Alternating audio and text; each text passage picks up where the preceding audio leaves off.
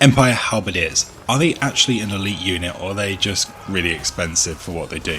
Today we're going to put them through some clinical testing against some of the nastiest threats from Festus the Leech Lord to find out if they're completely useful or totally useless. There's going to be no campaign red line buffs, no magic, no nonsense, just pure unit versus unit data. We're starting with the early game frontline pest, so Chaos Warhounds. Festus will love to run these dogs to chew up your crossbows, tie down your handgunners. And on paper, the Halberds are a slow defensive anti-large block, but in practice they're a meat grinder for these Vanguard chaff.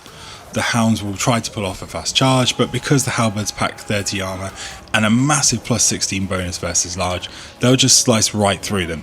And if you're still losing your expensive missile units to these dogs, then here is your answer. Round 1, easy win for the Outdorf lads. Let's step it up to something with actual meat on its bones, the Chaos Trolls, and then the beefier heavily armoured tier 3 Bile Trolls.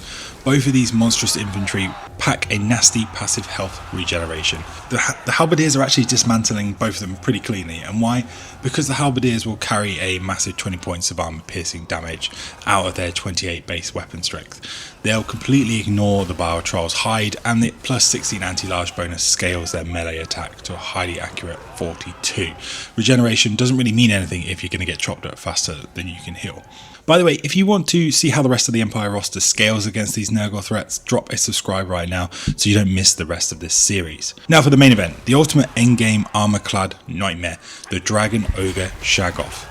This is a tier 5 elite single entity monster with 400 weapon strength and a massive health ball. A lone tier 2 infantry unit shouldn't be able to do anything here. But look at the engine math in action. Because the Halberdiers have this charge defense against large, they will completely wipe out the Shaggoth's initial charge impact, and then their high 42 melee defense will force the beast to constantly basically do nothing, while our boys just stab its ankles with pure armor piercing damage. It's going to be a nail biter, but the Halberdiers will pull off a close 1v1 victory against this tier 5 god. Absolute legends. Since they humiliated that Shaggoth, I decided to give them a final bonus boss fight against pretty much Festus's pocket monster, Uncle Furuncle himself, and he is a massive bloated bile demon. Now he's a large target, so anti-large bonuses are active here, but Uncle Furuncle is a walking toxic waste dump.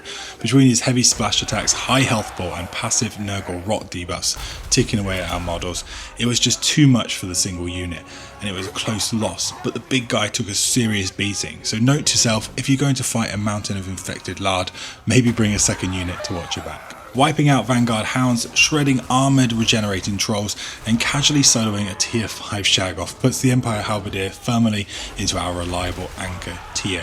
For their gold value, they're an absolute steal. But what do you think? Are you running Halberds to anchor your flanks against Festus, or do you prefer to just spam spearmen with shields? Let me know in the comments below.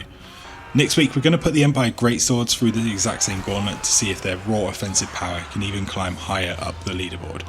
Hit subscribe so you don't miss it.